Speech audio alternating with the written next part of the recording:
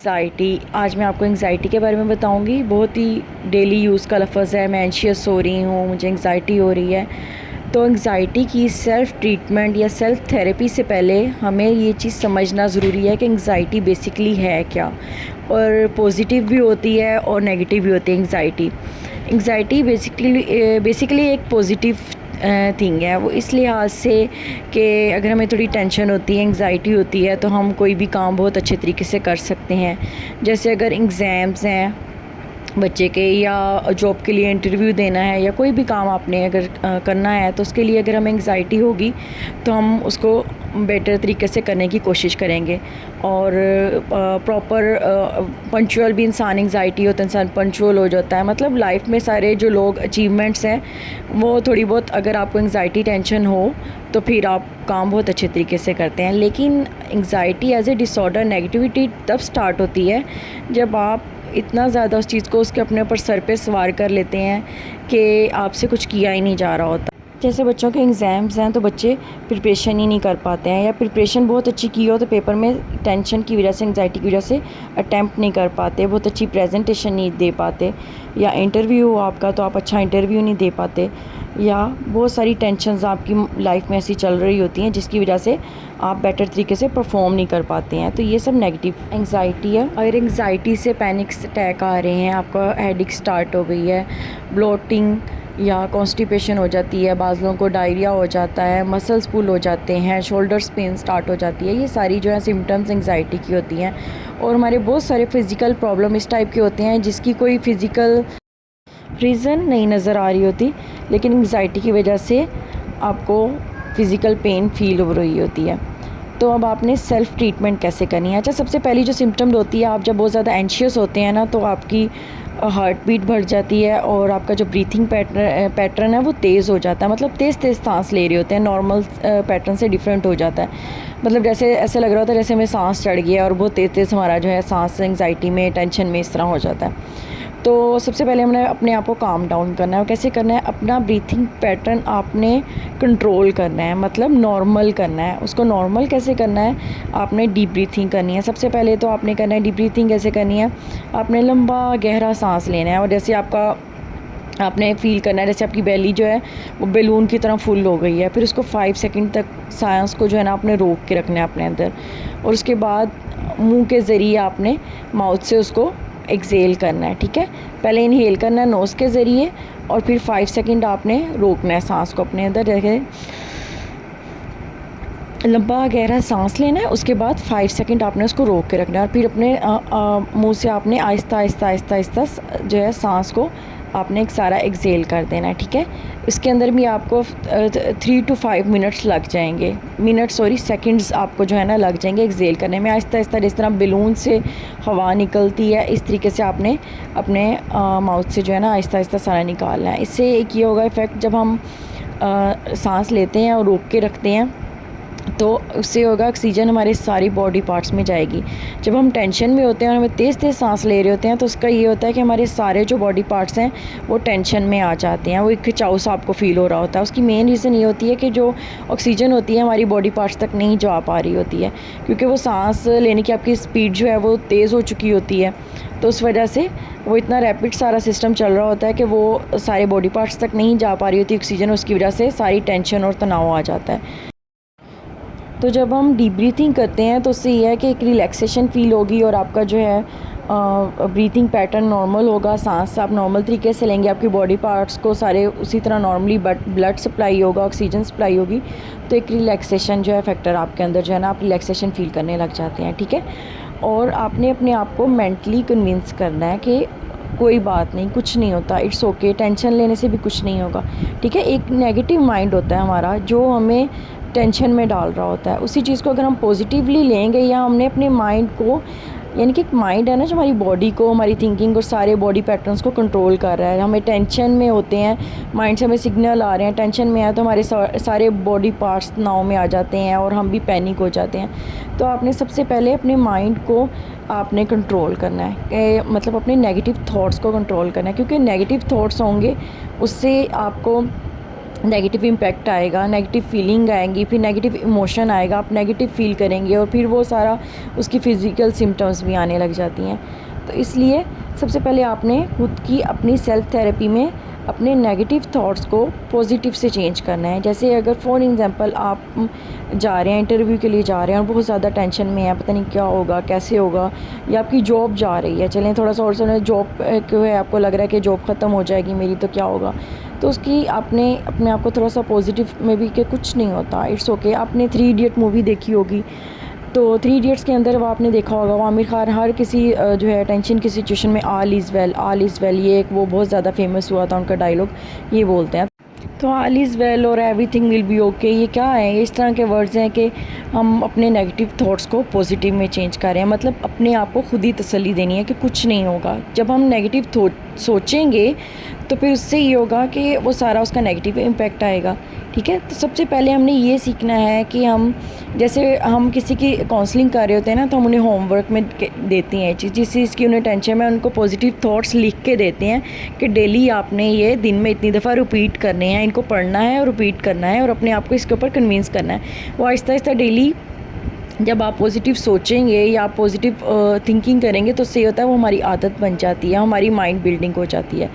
तो ये सबसे फर्स्ट स्टेप है जिसमें हम अपने नेगेटिव थॉट्स को पॉजिटिव में चेंज करते हैं। ठीक है, जैसे अगर मैंने आपको बताया था कि जॉब जा रही है, तो उसके अंदर हम ये पॉजिटिव थिंकिंग कर सकते हैं, शायद ये मेरे लिए बेहतर हो, और यकीनन ये चीज़ मेरे लिए बेहतर होगी, मेरे लिए कोई बेटर जॉब मिल जाएगी और मेरे लिए बेटर अपॉर्चुनिटीज़ होंगी, और मे बी अल्लाह ताला ने मेरे लिए कुछ बेहतर जो है सोचा होगा। ठीक है, इस तरह। और वो अगर एक इंसान एक तरफ से कहीं से आपको दरवाज़ा बंद हो रहा होता है तो दूसरी तरफ से ओपन हो रहा होता है, और मे बी वो दूसरी तरफ वाले में आपके लिए ज़्यादा वो गुड वे हो और बहुत ज़्यादा आपके लिए अपॉर्चुनिटीज़ हों। ठीक है, तो आप किसी भी जो है हर चीज़ में जब जहाँ पर हम कहते हैं कि हम नाउम्मीद हो रहे होते हैं ना, वहाँ पर बहुत सारी उम्मीद की राहें निकल रही होती हैं।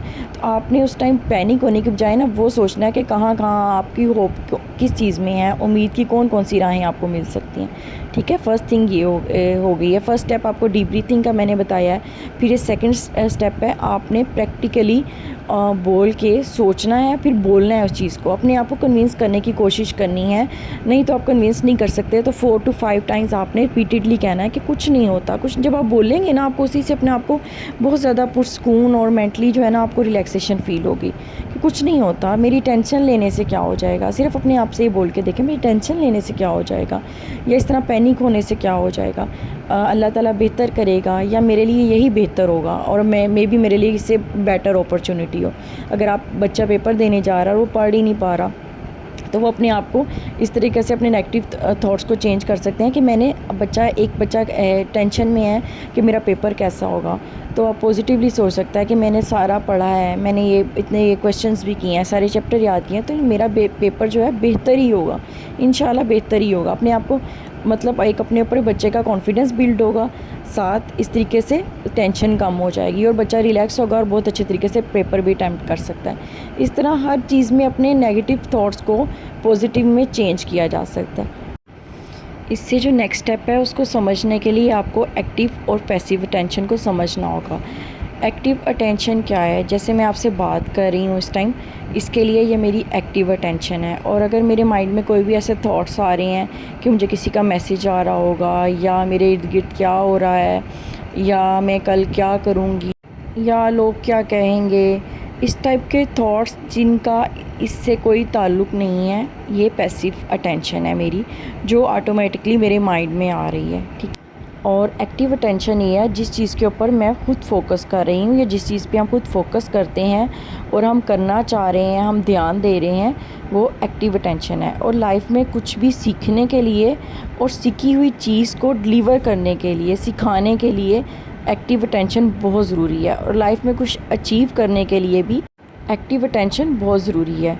Active attention on the spot जो हमारा ध्यान है सारा, जैसे मैं आपसे बात कर रही हूँ या मुझे पता है मैंने आपको क्या सिखाना है, क्या बताना है, ठीक है, ये सारी मेरी एक्टिव अटेंशन है, इसमें मेरी कोई डिस्ट्रैक्शन नहीं है। और जो डिस्ट्रैक्शन है या माइंड में मेरे अगर कोई और बात आएगी, उससे ये होगा कि मेरी एक्टिव अटेंशन भी पैसिव में कन्वर्ट हो जाएगी। पैसिव अटेंशन ये होगी कि मेरे माइंड में अगर कोई भी थॉट्स आई जाएँ के इर्द गिर्द के थॉट्स आई जाएँ, किसी के मैसेज के थॉट आ रहा हो, कोई काम का थॉट आ रहा हो, या इसके बाद मुझे क्या करना है, या इससे पहले, मतलब ज़्यादातर फ्यूचर के और पास्ट के थॉट्स जो हैं वो आपको डिस्ट्रैक्ट करते हैं। तो उससे क्या होगी, आपकी एक्टिव अटेंशन बहुत कम रह जाएगी और पैसिव अटेंशन ज़्यादा हो जाएगी, तो उससे आप काम अच्छे तरीके से नहीं कर सकेंगे। ठीक है, तो पैसिव अटेंशन एंग्जाइटी कॉज करती है, और एंग्जाइटी की वजह से जो आपकी एक्टिव अटेंशन है वो पैसिव में कन्वर्ट हो जाती है। तो सबसे पहले आपको अपने आप को रिलैक्स करना है। अगर आप अपने आप को रिलैक्स रखेंगे तो डिस्ट्रैक्शन कम हो जाएगी, पैसिव अटेंशन कम हो जाएगी, और पैसिव अटेंशन कन्वर्ट होके एक्टिव अटेंशन में तब्दील हो जाएगी। तो जब उससे ये क्या होगा कि आप फुल फोकस्ड हो सकते हैं। आप फुल फोकस्ड होकर जब कोई काम करेंगे तो उसमें आपको सक्सेस मिलेगी और आप बेहतर तरीके से काम कर सकते हैं। ठीक है, आपका सारा फोकस, आपकी फुल एनर्जी जब किसी चीज़ की तरफ, किसी काम की तरफ होगी, आपकी एक्टिव अटेंशन अगर किसी चीज़ की तरफ होगी तो आप वो काम बेहतर तरीके से कर सकते हैं। ठीक है, और उसके लिए आपको पॉजिटिव माइंड और माइंडफुलनेस जो पॉजिटिव है, पॉजिटिविटी की बहुत ज़्यादा ज़रूरत है, क्योंकि जो पैसिव अटेंशन है उसमें ज़्यादातर नेगेटिव थॉट्स होते हैं, और एंग्जाइटी जो है वो पैसिव अटेंशन जो है कॉज करती है। तो यहाँ पर ये क्वेश्चन आता है कि हमने अपनी पैसिव अटेंशन को एक्टिव में कैसे चेंज करना है, या हमारा फुल फोकस्ड कैसे रहना है। ठीक है, तो इसके लिए सबसे पहले आपने स्टॉप थिंकिंग, मतलब कोई भी आपको थॉट्स आ रहे हैं तो आपने उनको स्टॉप करना है। ठीक है, डिस्ट्रैक्शन कम करनी है अपने आप को। अगर आप जितने रिलैक्स होंगे, मैंने आपको रिलैक्सेशन का बताया है, डीप ब्रीथिंग बताया है, पॉजिटिव माइंड, पॉजिटिव थॉट्स किस तरीके से आपने नेगेटिव थॉट्स को पॉजिटिव में कैसे चेंज करना है ये बताया है। जब आप अपने आप को, माइंड को रिलैक्स करेंगे तो इससे क्या होगा, आपकी एक्टिव अटेंशन बढ़ जाएगी और आप बहुत ही बेटर तरीके से सोच भी सकते हैं, काम भी कर सकते हैं, फिज़िकली एक्टिव भी हो सकते हैं। ठीक है, जो पैसिव अटेंशन है, पैसिव अटेंशन आपकी काम करने की काबिलियत और आपकी कारकर्दगी को बहुत लो कर देती है। आप उससे बेटर तरीके से अपनी जो सारी एनर्जी है वो पैसिव अटेंशन के ऊपर आप ज़ाया कर रहे होते हैं, और एक्टिवली जो काम करना है ऑन द स्पॉट, जो आपकी जॉब है, आप उसको बेटर तरीके से नहीं कर पाते हैं। तो मैंने कहा है कि बजाय अपने माइंड को आप इतना छोड़ दें कि वो आपकी फुल बॉडी को और आपको कंट्रोल करे, आपने इस चीज़ को सेल्फ थेरेपीज़ के ज़रिए आपने सीखना है कि आपने अपने माइंड को, थॉट्स को किस तरह कंट्रोल करना है। तो डिस्ट्रैक्शंस को कंट्रोल करना है। कोई भी नेगेटिव थॉट्स आपके माइंड में आ रहा है, आपने उसको कंट्रोल करना है, स्टॉप करना है, और आपने अपने आप को फोकस करने की कोशिश करनी है। फिर अपना कोई सेट अ गोल, ठीक है, कोई गोल सेट करें कि आपने आगे नेक्स्ट क्या करना है। जब आप अपना कोई गोल माइंड का सेट कर लेंगे, या अगर आप कोई काम कर रहे हैं तो आपको पता हो इससे नेक्स्ट आपने क्या करना है, उसके ऊपर फोकस करें और फिर सारा एनालाइज़ करें कि आपने इसको आगे किस तरीके से लेके चलना है। जब आप कम्प्लीटली रिलैक्स स्टेट में होते हैं तो आपका अपने थॉट्स पे कंट्रोल होता है, अपने इमोशंस पे कंट्रोल होता है, अपने बिहेवियर पे कंट्रोल होता है। मतलब आप वही इमोशंस फ़ील करते हो जो आप फ़ील करना चाहते हो, और आप वही एक्शंस लेते हैं जो आप एक्शंस लेना चाहते हैं। आपका अपने एंगर पे कंट्रोल होता है, एंग्जाइटी पे कंट्रोल होता है, और आपका हैप्पीनेस लेवल बढ़ जाता है। पॉजिटिविटी माइंड में ऑप्टिमिस्टिक माइंड थॉट बन जाता है, मतलब पॉजिटिविटी बढ़ जाती है, हैप्पीनेस का लेवल जो है वो इंक्रीज़ हो जाता है, रिलैक्सेशन का लेवल इंक्रीज़ हो जाता है, और आप लाइफ के चैलेंजेस को बहुत अच्छे तरीके से फेस कर सकते हैं। जी, तो आपने अपनी पैसिव अटेंशन को एक्टिव अटेंशन में किस तरीके से चेंज करना है, इसके लिए मोर इफ़ेक्टिव स्ट्रेटजीज़ मैं आपको नेक्स्ट वीडियो में बताऊँगी। उम्मीद है ये वीडियो आपके लिए बहुत ज़्यादा हेल्पफुल रही होगी, और माइंड में आपके कोई क्वेश्चन हो, किसी भी टाइप की कोई बात पूछनी चाह रहे हो तो आप कमेंट सेक्शन में पूछ सकते हैं, और चैनल को सब्सक्राइब करना ना भूलिए।